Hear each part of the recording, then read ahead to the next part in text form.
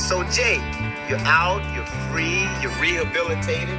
What's next? What's happening? What you gonna do? We're putting the band back together. The numbers all go to 11. I'm talking about bands that rock. Led Zeppelin. What about Sabbath? AC/DC. Motorhead. Does that mean it's louder? Is it any louder? Well, it's one louder, isn't it? We're not worthy! We're not worthy! Why don't you just make 10 louder and make 10 be the top number and make that a little louder? These go to 11. I get up off the ground and raise my head. Days like this, think I should be dead. One for Satan, two for me. Let's cheat the devil, it's fun, don't you agree? Welcome to the Nothing Shocking podcast. I'm your co-host, Jeff Untied, and with me in Dog Bowl Studios is my co-host, Coach Nez. You can find the Nothing Shocking podcast on Libsyn or any podcatchers. You can find us on Facebook or Twitter at No Shock Pod. You can also find the Nothing Shocking podcast on Rock Rage Radio every Tuesday night at 10 p.m. Central Time. We would like to thank Bob Zerl for his technical contributions. Our sponsor is Ragged Records, located in Rock Island, Illinois, soon to come back to Davenport, Iowa, I think in November. We would also like to thank the Hong Kong Sleepover for letting us use their music for our intro and bumper ending. Music news, Jeff. Well, we just found out, was it yesterday, the passing of Eddie Van Halen. We kind of heard for a while through the grapevine that he had been sick for quite a while. His cancer came back. I'm kind of unsure if it was the throat cancer or it went into his lungs. I'm not quite sure. Yeah. I'm probably sure you've heard the same thing. Yeah, it was a little shocking. At the same time, what a influence that Van Halen's been in, in many people's lives. And I remember the album 1984. Yep. With Jump, and the first time I'm sure I heard them before that, but that was the one that is one of my favorites. Well, like I said before, the first time I discovered Van Halen was the dawning of MTV, and they did the "Oh Pretty Woman" video with the midgets and what have you, and that's when I had dawned on me as I think maybe as a fourth grader at maybe 10 years old or 9 years old. Like, this is different. Yeah, this is a little bit different, a little edgy. I haven't heard anything like this before, and it was so captivated by the video and the music together at the same time. It just meshed perfectly. As prehistoric video making as that was, it was a life-changing moment for myself as a music lover. So this one's gonna hurt for quite a while. This is like a John Lennon type loss for us. Yeah, and the music of Eddie Van Halen. I mean, you listen to it and you can hear. It brings back memories of being at the beach at Wacky Waters. Remember? Wacky Waters. Yes. Remember going there and you'd hear Sammy Hagar version of Van Halen. Well, that's kind of the cool thing about Van Halen was the span with Roth was so long and the span with Sammy Hagar was so long. It was, in essence, kind of two different bands. But man, what an impact both of those two versions of Van Halen made. My goodness. Never going to be never anything done like that ever again to that degree, I don't think. Yeah, they'll be talking about Van Halen for many years to come. Yeah, well, on to fun things. Yeah. We have a real interesting interview for you guys with Amir Derakh of Julian-K, formerly of Orgy, formerly of Rough Cutt, all three different bands. Yeah, he's a very eclectic guitar player. What a great guest he was. Yeah, what did you think of the interview? Oh, it was a fun interview. I really enjoyed hearing his story about his guitar, the double neck guitars that he made. Yeah, so it's going to be a great listen for you guys, our listeners. So let's not wait around. Let's get right to that interview right now. All right, good night. Good night.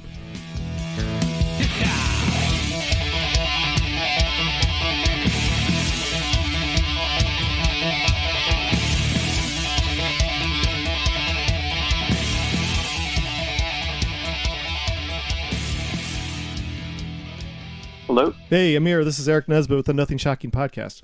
Hi, how are you? Hey, good. I want to introduce you to my co-host, Jeff Untied. How you doing, Amir?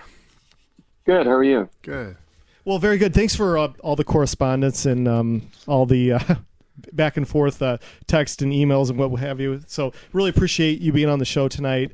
We have tons of questions for you, so we're really excited to have you on. Great. Yeah, fantastic. Sounds good to me. Thank you for having me. Yeah, absolutely. And like I said, I'm sorry about everything that transpired from over the weekend. No, don't worry about it. Yeah, it's totally understandable. Yeah, it's all good. Things are just kind of askew right now, but they'll get better. Yeah. So anyway, yeah, we've been kind of in correspondence, and you have some exciting news about new Julian-K album information, and with your Patreon as well. Can you kind of give us some more details? Yeah. Well, we have just started working on another record called Trauma Echoes, which will be our next full album. We're still working the Harmonic Disruptor album, which, came out earlier this year. Mm-hmm. We were supposed to have, tours to follow all that and lots of promotion. And, we've been able to do some promotion and some videos and things, but obviously the tours were not going to happen. So while we were home and obviously not being able to tour and actually the tour being canceled twice, we started a Patreon. Ryan really spearheaded that, my singer. Mm-hmm. And we decided to move away from the crowdfunding that we had been doing before on Indiegogo for our previous records, including Harmonic Disruptor. We were very successful with all of those, but we decided to kind of change how we're going to be doing that moving forward. So the Patreon is part of that plan, and it's been going really well. Our fans are amazing, and we've got, probably around a couple hundred of them that are supporting us very solidly every month. And we do all kinds of stuff we do a live broadcast every weekend from our studio. There's all kinds of different things that we do. We dive into, writing sessions, producing sessions, mixing sessions. Ryan does one called Decode Radio, where he talks about the lyrics of the specific song that the patrons vote on when we do that. We do a special acoustic cover every month, once a month, where we basically just kind of pick a cover and then do it live acoustic for our patrons. There's also an exclusive house party call that includes our top tier patrons only, and that happens once a month as well, where we, it's just like a personal call with mm-hmm. your friends, basically. Absolutely. And we talk about all kinds of different things, and it's allowing us to continue to make music and do what we normally do, and we're having a lot of fun doing it. We're learning a lot, not only about how to do it better. We have a full multi-camera setup in our studio now, so it's like a little TV station almost that we stream from.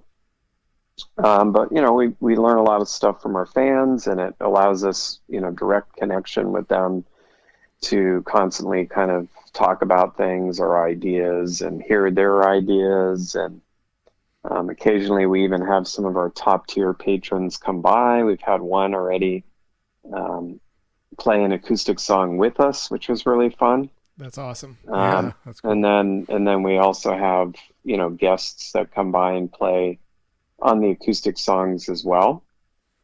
Sometimes it's fans, sometimes it's friends, sometimes it's people from other bands. It's always kind of a surprise what we're going to do, and so we're really exploring that way of the monthly subscription type of site. But then as far as the Trauma Echoes new album and the way that we're going to do our merch and upcoming records and things like that, we're just going to kind of create our own pre-orders from our own website and launch things that way instead of using some of these crowdfunding sites. So we're just kind of taking a little more control over everything. I mean, we were already pretty, in control of everything that we're doing, but, the more that you can kind of cut the middlemen out, the better, really, for us. I mean, it does obviously create a lot of work internally, but the rewards are really great for us, and it's allowing us to continue making, high quality products and stuff for our fans, and stuff that we're very proud of too. Yeah, for some of our listeners that might not be as familiar with Julian-K, can you tell us a little bit about how it got started? Yeah. Go ahead. Yeah, basically Ryan and I were the guitar players in Orgy. And, we loved doing Orgy, and we had a lot of success with it, but it became a very dysfunctional situation, and we ended up writing a lot of material that just kind of didn't fit the band. And so we started Julian-K as just this kind of fun side project thing, not really ever thinking that it would ever become like our main band or anything like that. It was just kind of an outlet to write some other stuff that wasn't really working with Orgy, but honestly, Orgy just wasn't really working, period, anymore at that point. So at a certain point, we just had to kind of decide, well, I guess we should just kind of pursue this, because Orgy isn't going to do anything. So we started doing that, and then at the same time, we also started a project with our dear friend Chester Bennington called Dead by Sunrise. And so both of those projects were created around the same time, and although they were totally separate things, they were completely intertwined. And so we, had a lot to do, really. We had plenty to do, and so, we started Julian-K as this sort of electro-industrial rock band, and then Dead by Sunrise was, kind of a bit more of a straight-ahead rock band. And that's basically how it got started. Well, I guess that would lead into the next question about Julian-K. The formula of writing like you said, your writings while you were in Orgy, they really weren't, it wasn't working. The formula of writing Julian-K music, I mean, the mindset that you have when you're writing Julian-K material. Can you tell us, is there a formula that you use, that you and Ryan use, or how does it work for you guys? That's a good question. I don't know that there's necessarily a formula, but, it really kind of comes down to just writing stuff that we really like, and that we think our fans will like. And the songs sort of start in many different ways. Although most of them do start with Ryan or myself, we also do collaborate with outside people, like family members, friends, bandmates. We've collaborated with DJs and other producers. And that was one thing we actually always wanted to do in Orgy, but it never happened, And so in Julian-K, we had the freedom to really kind of do what we've always wanted to do. And so we do a lot of writing with some other people.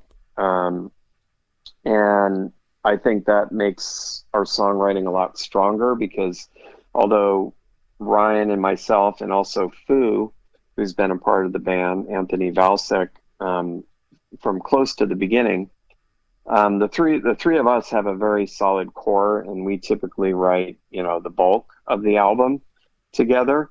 But then there's always the nice thing of being able to write with other people, and then also having some other elements to the album that, to me, it just makes for a better record. Because, I guess, the three of us could write a whole record and do all of that, but it sure is nice to have some other influence and some other talent, involved with that. And we've done that from the very beginning, from the very first album.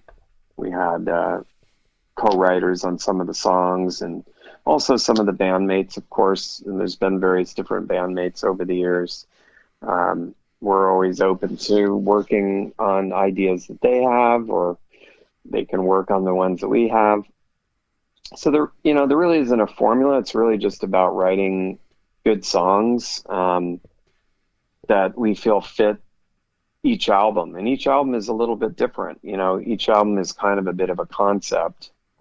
So there's always sort of a stylistic umbrella that the songs sort of have to fit in to make that album. I guess that would kind of lead to the next question I had. Sorry, Jeff. I was no, still Jeff's ahead. question. But, I guess when you're Julian-K, Dead by Sunrise, it's the same band except Chester is leading on vocals in Dead by Sunrise, correct? Am I correct? Yes. With that? Okay. Yeah. So, I guess this is another writing question. Transition, like you said, you're more techno with Julian-K. You come in and Chester is leading the way, and now it's becoming more of a traditional rock band. How did that challenge you and Ryan and the rest of the band to transition from doing the more techie stuff then to come into the more hard rock and some punky stuff too? Because I know your origins are with Rough Cutt, but I mean that had to be a challenge, is it not, to switch gears like that, or am I just I don't know what I'm trying to say. Does that make sense? Yeah, no, it totally makes sense. But, you have to kind of think of Julian-K. We've always kind of thought of it almost like a fashion house, but we're producers, right? So, when we decided to do this project with Chester, and when Chester decided to do this project with us, one, it was because we had already done a song together, and he was so happy with how it came out. That's why we progressed and started doing more. But, I basically oversee all these projects, and I've been a producer, engineer, and mixer for many years. And Ryan and I now also have a production company called Framework, where we work with outside bands together. I work on my own as well, but then we also have projects we do together. In a sense, Dead by Sunrise was almost kind of a Framework production. And the idea with that was, Chester had a lot of ideas that didn't really fit Linkin Park, which of course that sounds familiar too, like how Julian-K became. He had a lot of really great ideas, like these, what we call song seeds. Most of them were not very developed, but there were a couple that were fairly well along to where when we heard them, we were like, these are really good, Chester. Maybe we should do something with this. Would you be interested in, seeing what we could do with this idea? Because Linkin Park's not using them, but, we think we could do something cool with this. And he's like, yeah, sure. So he came over and, kind of laid down a basic acoustic and like a scratch vocal for, I think it was Let Down. I think might have been one of the first songs we ever did. And then he left. He was like, cool. And then like a day or two later, called him up and just said, hey, you should probably come by here because we've kind of done something to the song and I think it sounds pretty good now. And so he came in, and basically what he heard was really not that much different than what you hear on the record. Nice. And he freaked out. And he was running around. He was so excited. And he's like, oh, my God, like this. Oh, my God, I never thought this could sound like this. And I love it. And he's like, let's do another one. That's got to be very rewarding. Yeah. And so the idea with Dead by Sunrise was really to take Chester's song seeds, not to work with anybody else but him. But, he allowed us to be a part of that because we're co-writers on all the songs as well. So we, helped him develop and write the songs and finish the songs as well as record them and all of that. Whereas Julian-K is really, mostly comes from Ryan and myself, right? The song seeds come from us. Although we do, like I said, song seeds come in from, like Biddy and Alex, our band, more current band members. And back in the day, we used to work with Elias, our drummer, and Brandon, our other keyboard player, wrote some songs with us. And then we have some other writing partners, a guy named Eric Stoffel that we've written a song pretty much on every record. He's great. I'm actually mixing some of his solo stuff right now. My cousin, we've actually written a lot of songs with. He's like a classically trained pianist, and we grew up making music together. So we've always kind of written songs together, and we actually have one on Trauma Echoes now that we've already started with him, and it came out really great. Nice. So you can see how it all kind of works, but at least Dead by Sunrise really was all about Chester. We really wanted to develop these little song seeds that he had. And like I said, some were more there than others, but we were able to grow them into becoming this band. He really wanted it to be a band. It wasn't like, Chester is an awesome guy, you know, and he was like, look, I don't want this to be the Chester Bennington record. He's like, I know everybody wants me to do that. I know the label, my managers, like everybody's going to want me to call this Chester Bennington. But he's like, I don't want that. I want a band, and I want the band to be with you guys. And so we started talking about names, and we had a bunch of different names, but Dead by Sunrise was the one that ended up sticking. We just thought it was, you know, kind of a cool, almost cool Western name. Almost a Westerny kind of name or whatever, you know, and it just, so that's kind of how that all came about. And, you know, we're all very grateful that we got to create that album with him. We're very sad that that will never happen again. Yeah. But, you know, very proud of the album and very proud of him and everything that we did, and grateful to him and everyone involved with that. Now, you had said that came about with working with Chester. I think the soundtrack was that Underworld? Yeah, that was another thing. He had a song, and that was sort of the beginning of it, but it really wasn't. That was kind of just for fun because he got offered that, and so he said, hey, could we, you know, try to do something? They wanted something more electronic, and personally, I don't think that version or whatever we did there, we didn't quite nail it yet. We didn't quite have what it needed to be yet. It wasn't like quite Dead by Sunrise. It wasn't quite there. But when we did Let Down, I think we learned from that and then came in and said, this is really more about what we should be doing with Chester, you know? Yeah, sorry. Yeah, but it still was cool, and he loved it and all of that. And he was actually a part of Julian-K as well. Like, he helped us. He taught Ryan how to sing. He used to give Ryan vocal lessons. And in the very beginning of Julian-K, Chester actually wanted to be the singer of Julian-K. Okay.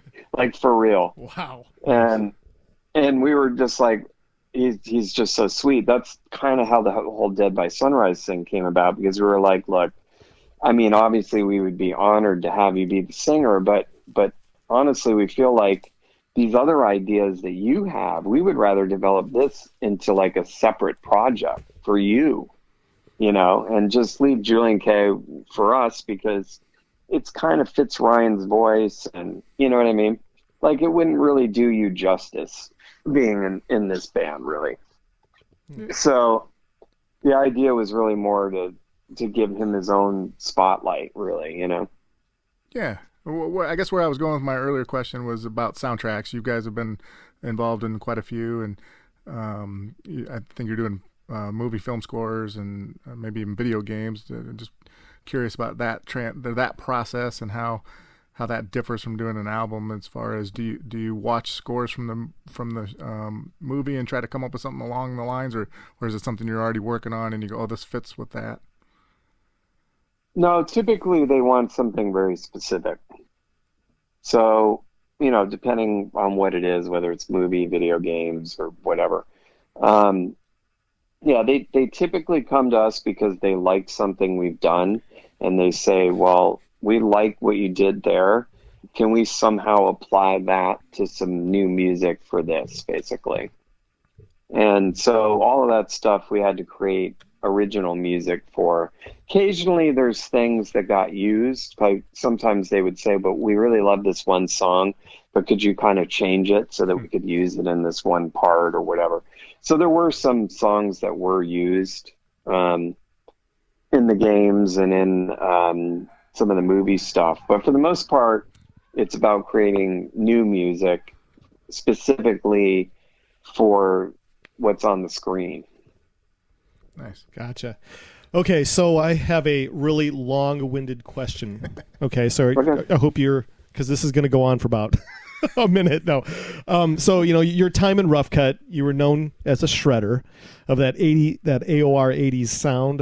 When I moved away to college, I was a big 80s AOR kid in high school, and then toward the end of my high school career, I was starting to, I go to my neighborhood record shop, and I started to get into things like Bad Brains and the Gorilla Biscuits and things like that. But anyway, I moved away to college, and I kind of lost track of most of those 80s AOR style bands, because that was when the grunge thing was kind of coming around. And anyway, make a long story short here is that I graduate from college, and I'm back to listening to, music, or paying more attention to music. You pop up in Orgy, and I'm like, whoa, that's like, totally different than what Rough Cutt was doing. Yeah. I guess, were you, as an artist and a creator, were you trying to separate yourself from that AOR style of playing music? I guess maybe that, am I making sense again, or am I not making sense? I think you're making sense. I mean, I've always been about reinvention. Mm-hmm. That's one thing I've always admired about Madonna, up until recently. But for many years, she always kind of reinvented herself, and she's a pop star. But I've always liked people who've been able to do that, And it was like, when I got in Rough Cutt, I was very young. And I was actually into a lot of different kinds of music. The metal thing sort of just happened for me, although at the same time, I was super into punk rock and new wave and gothic music, and even probably some of the early stuff, very early on, kind of EBM, pre-industrial music kind of stuff. There were a lot of things that I was into.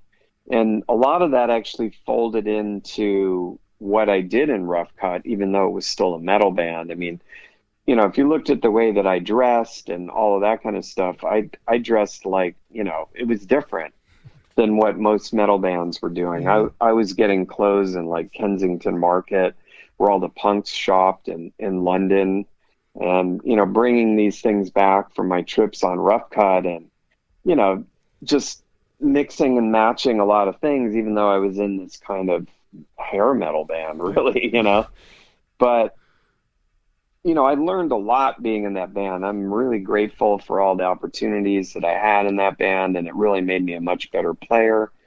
And I got to travel the world, and, although we weren't the most successful band, there were a lot of, things that happened to us that were out of our control, unfortunately. I mean, I think we were a pretty good band. We didn't really have any hits. I mean, I think we had some, but the label just didn't really do anything for us. So, it just kind of fell apart. But little by little, I just sort of found my way to where I was really supposed to be. And Orgy was really the first band where I think I really fell into something and was able to create something from the beginning that was really me, Mm-hmm. Rough Cutt was a band I joined. So, of course I had my influence in what I was a part of that, but, they were a band that had been around a little while, and they were all older than me. So, I wasn't going to turn that band into something that it wasn't. Mm-hmm. But when Jay and Ryan and myself, in the very beginnings of Orgy, when we formed it, we were really creating something from the ground up that was ours and our idea of how we were mixing all these different styles. And that was definitely got me more in the direction of what I really wanted to be doing. And of course, Julian-K is even an extension of that.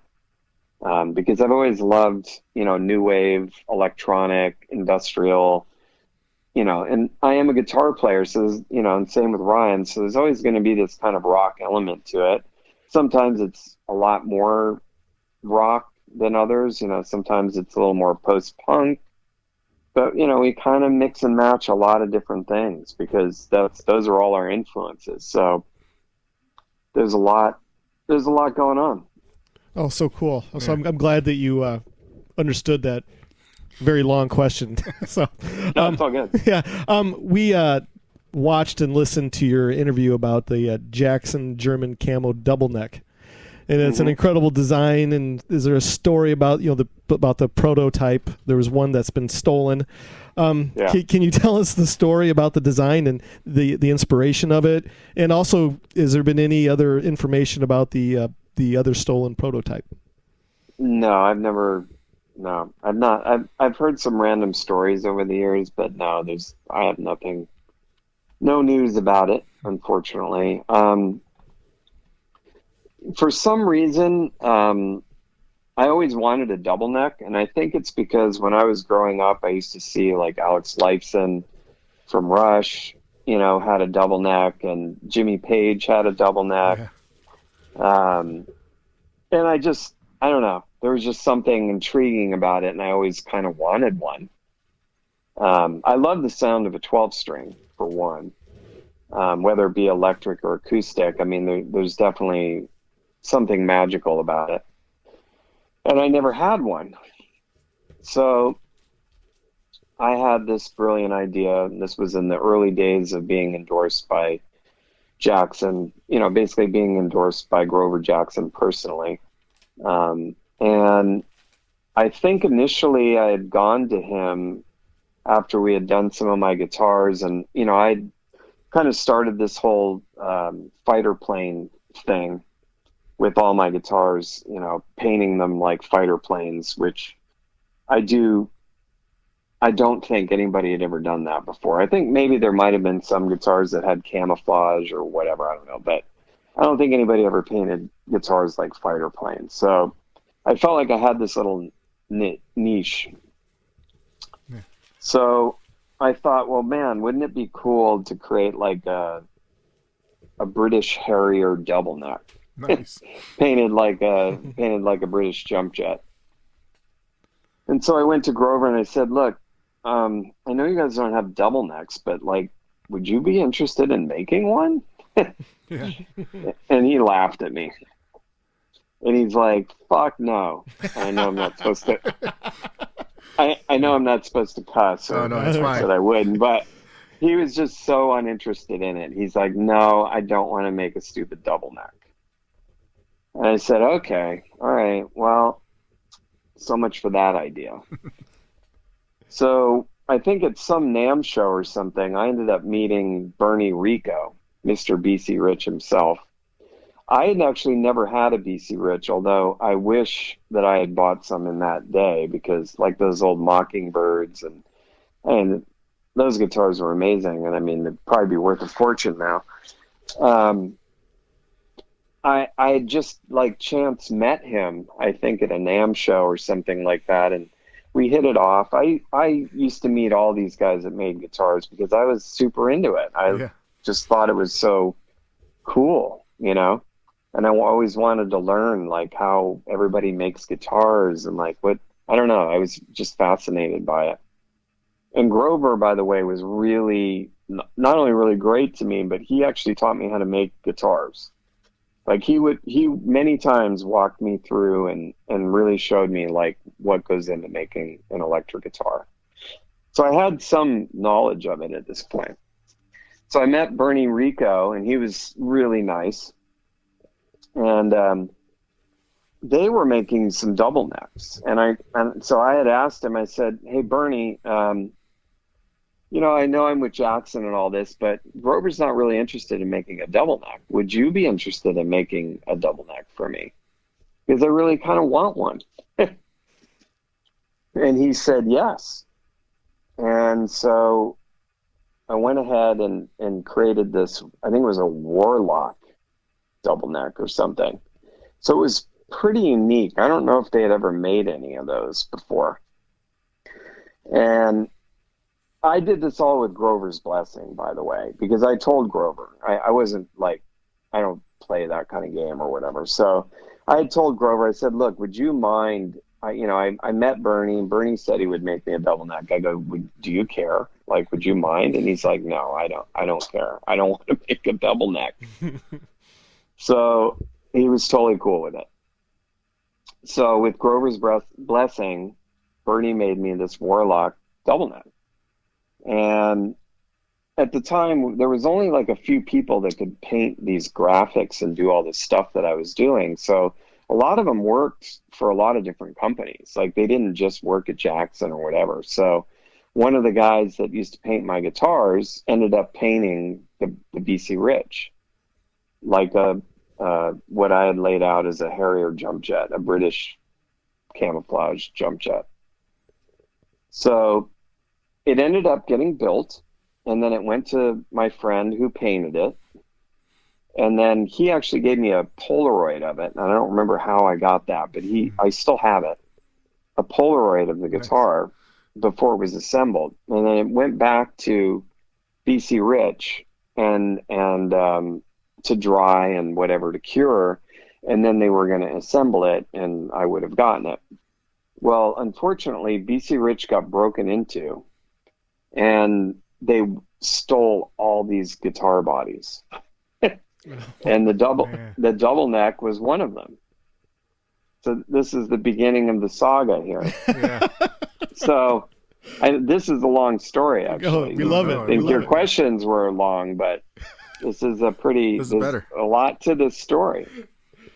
So I was really bummed, you know. This guitar got stolen, and it was so cool. And like I said, I do have a Polaroid of it. So, I mean, you know, I had this little memory of it, but it was gone. And of course, I didn't have the heart to go back to Bernie and say, hey, you know, can we try to do that again? I just didn't even want to ask, you know, because he actually had quite a few guitars stolen. So I don't know whatever happened to that. That's never shown up anywhere. So I imagine it was repainted, or I have no idea. So at some point, Joanne from Jackson calls me up, and she's like, hey, Amir, yeah, we heard what happened at Bernie's. And, you know, obviously your double neck got stolen and all those guitars. It's so horrible. I'm so sorry to hear that. Grover wants to talk to you. And I was like, okay, all right, cool. So Grover gets on the phone. He's like, all right. He's like, yeah, I heard. That sucks, man. He's like, all right, just come down here and make your stupid double neck. That's exactly what he said. He's like, just come down here and talk to Mike and, you know, figure out the stupid double neck. All right. Okay. All right. Bye. Awesome. So I go down there.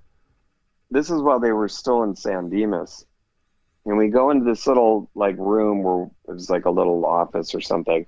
And it was Mike Shannon, Grover, myself, and honestly, I don't remember who else was in the room.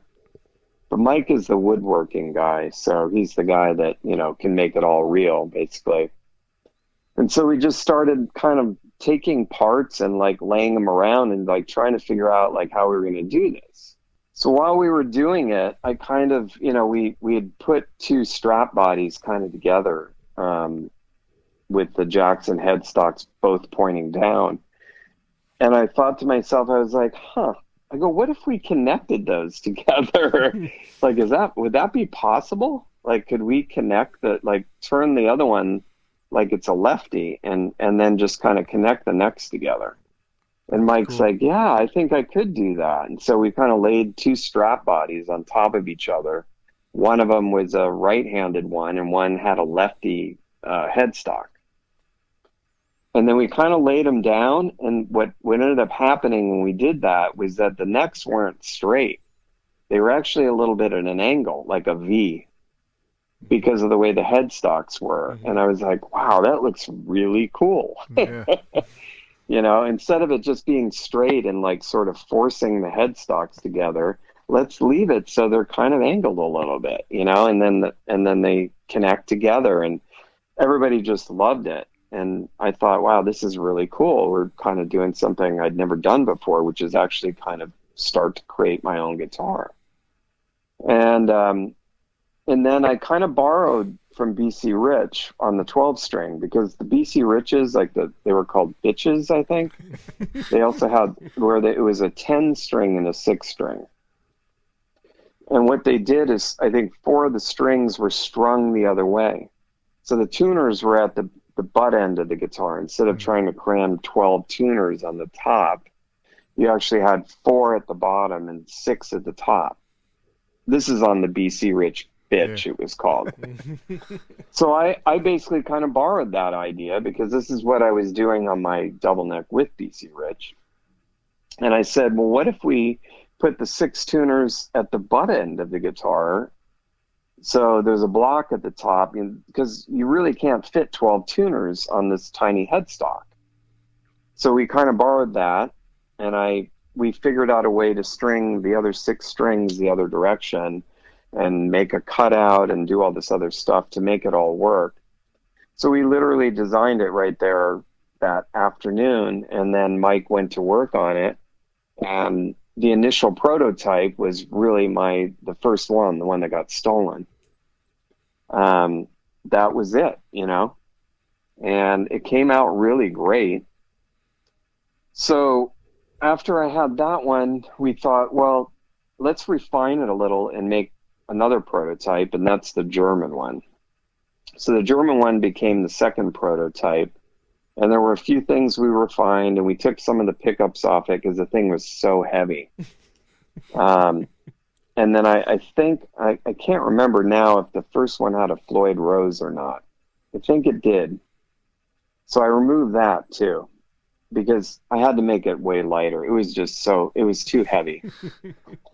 And I was, 120 pounds wet or something back then. So, this guitar was like, I don't remember what it weighed, but it was a bit heavy to deal with. So nothing too crazy. I mean, I could play it, but anyway, so we kind of refined it on the second one. And then unfortunately, when I was in jailhouse at the time when it got stolen, then we were playing 2 nights at the country club, sold out, and I had just put a bunch of EMG pickups in it because I was endorsed by EMG, but I actually spent my own money. I used to get a discount, but I think it was like $300 worth of pickups, which, in the 80s, that's kind of a lot of money. Yes, it is. Yes, it and was. So, and even with my endorsement, which was a great deal, I think it was like $300. So I just put all these pickups in it, like right before the show, and it sounded amazing. Like it sounded so good with the new pickups. So I ended up playing the 2 shows, the 2 nights, and then it was after that second show that the guitar disappeared between leaving the venue and where it went to in our storage and our rehearsal place. So somewhere between that last show and our storage place, it was stolen. And I personally believe it was an inside job, because I don't see how anybody could have just walked off with that. It was in a giant case. It would not be easy to walk off with. So I think it was some sort of an inside job.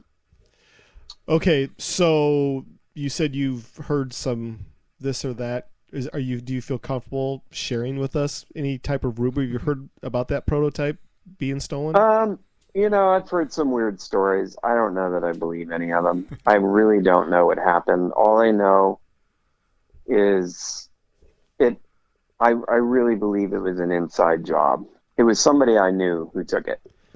And the crazy thing about that is that, somebody steals something as one of a kind like it is. How do you hide that forever? Yeah. You know what I mean? I don't know. Well, wherever it's been, it's still there. That's what I think. Because if anybody had tried, like a normal thief would steal something to hawk it or get money for it, right? So they would take it to a pawn shop, or somebody would buy it, and it would end up somewhere somehow. So it wasn't a normal thief. It for sure was an inside job, and it wasn't even a theft of opportunity, in my opinion. Because even if someone left it outside or something, and someone's like, "Whoa, there's a guitar case. I'm going to steal this." It's like, what are they going to do with it? Exactly. Yeah. Exactly. You would be so fucked if you got caught right with that. So I believe it was an inside job. I think somebody knew exactly what they were doing, and they had a buyer for it. And they had somebody who was either going to trade them for drugs or money or something. And then, they just have kept it all these years. Like it's tucked away somewhere because you certainly couldn't play it. And, and again, if it got sold to a music store or something, I would know. Right. Yeah. Somehow it would get back to me. Now, the other thing that could have happened is it could have gotten refinished, but then think about that, especially in that time period, there weren't a lot of people who could have done that, not done it well. You know what I mean? Like, Right. Somebody would have got it and been like, this is Amir Derakh's guitar. Like, people knew, I can't imagine anybody that didn't work in that industry that would not know what that guitar was. So even if it did get refinished, that would be very strange, because I feel like anybody who would do that would know better, It's sitting in some billionaire studio in somewhere in the Middle East somewhere. That's what who knows? Exactly. Go ahead. It's very weird, and it may, one day it may show up. Well, I hope so. Yeah, me too. I want to see you play it. That'd be fun. So you've been around in the music business for a couple decades now, so you've seen quite a few changes. How has I've seen you have some videos out there for some of the Julian-K songs. How has making videos changed over the years, and are you working on any for your new upcoming Trauma Echoes album?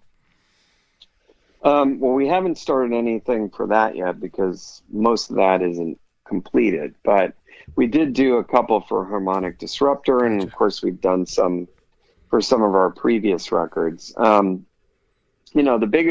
biggest difference is obviously the financial aspect of it, because when we were signed, especially in Orgy, I mean, we spent a lot of money on videos.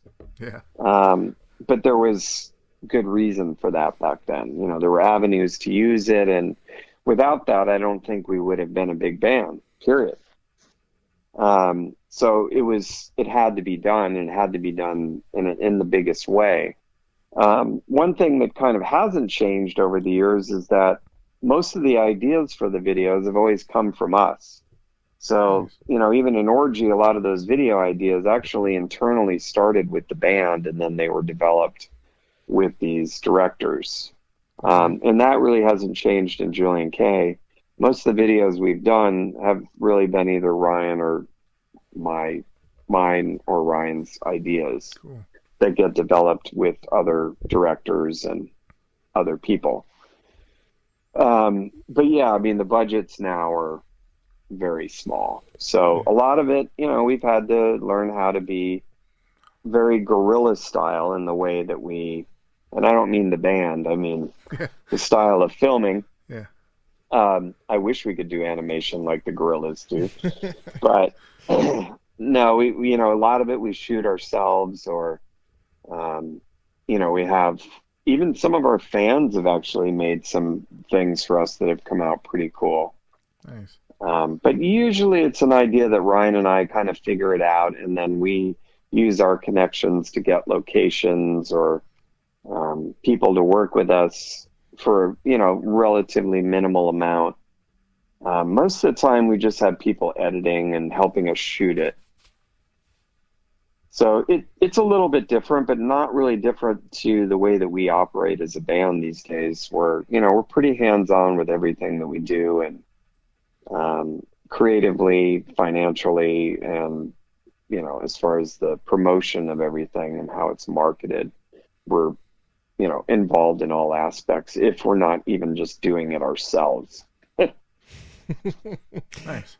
I have one more question. I know, Jeff, you have your questions? Okay, so I always like to, because we've taken so much of your time, so you've been fantastic. Oh, it's okay. So this is like a curveball question, not necessarily a Amir Derakh question, just a question in general. So I work with this fella that he's a guitar player in a gospel band.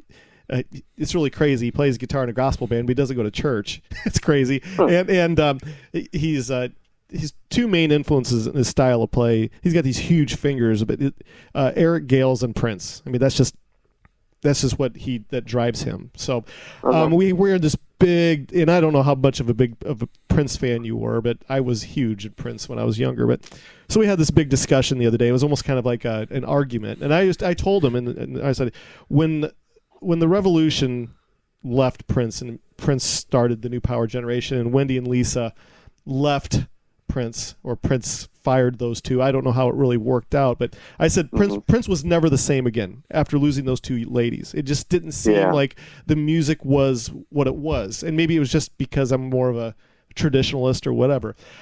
I don't know, and I don't know how much of a big fan of Prince you are, but what is your take on the loss of those two iconic musicians in his band, opposed to what he had coming in afterwards? Well, I'm a moderate fan of Prince. I definitely respect what he's done, and admire his talents. I would say that, I was probably a fan of his when it became popular in the 80s, with Purple Rain and the 1999 album, and maybe even Sign of the Times album. Around that era, what's the other one? Not Raspberry Beret, but Around the World in a Day? Is that what it's called? Yes. Yeah. Yes. Yeah, like around that era is really when I was into Prince. I didn't really... He was a little too funky and R&B for me before that. I really liked his use of, synthesizers, and his drum programming was amazing. I loved all that stuff because that's the kind of, I really love like drum machines and all that stuff. So I think I really admired all of that, the sounds that he was creating. Aside from all his talent, and yes, he's a great guitar player too. And I mean, Purple Rain was an awesome movie. I definitely probably lost interest after Wendy and Lisa left. So, maybe that's a big part of that. I mean, he definitely went off in some other different directions, which for me, it just wasn't my thing. I liked that era of those, probably that span of 3 or 4 records there. And I actually have those on vinyl still, because those are great records. I love the production. I love the songs. And again, it's my youth. It's like, I was in my early 20s probably around the time and all that came out. So it's nostalgic to listen to that stuff. But, I really wasn't too into what he was doing before, and I really wasn't too into what he was doing after. So maybe Wendy and Lisa had a big part of that. Maybe you just certified exactly what I was trying to get across, that nobody was listening to me this week. Yeah. Well, we want to thank you so much for your participation. You've been fantastic. This is how it kind of works out. We have an interview ahead of yours that's going to be released Sunday evening. So in 2 weeks, we'll have this interview all edited and ready to go. And as soon as it's ready, I will get the link to you. And if you could share it to wherever you share stuff, that'd be fantastic. And we just want to thank you. It's been fantastic, man. Yeah, thank you guys. And if you guys would send me, friend requests from whatever you have there, on whether it's Facebook or whatever, your personal accounts, or however you want me to tag you guys, I can put all that in there as well. Oh, fantastic. Yeah. And, you can find the Nothing Shocking podcast on Facebook and Twitter. So I'll hit you up on social media with all that stuff. And like I said, hopefully that you enjoyed yourself, that, maybe after the new album is released, you'll want to come in and give it another plug and tell some more awesome stories, man. Yeah, for sure. Okay. Yeah, thank you so much. We enjoyed talking to you. Yeah, excellent interview. Same here. Thanks, guys. All right, take care. Have a good night. All right. Bye-bye. Yeah, you too. Bye.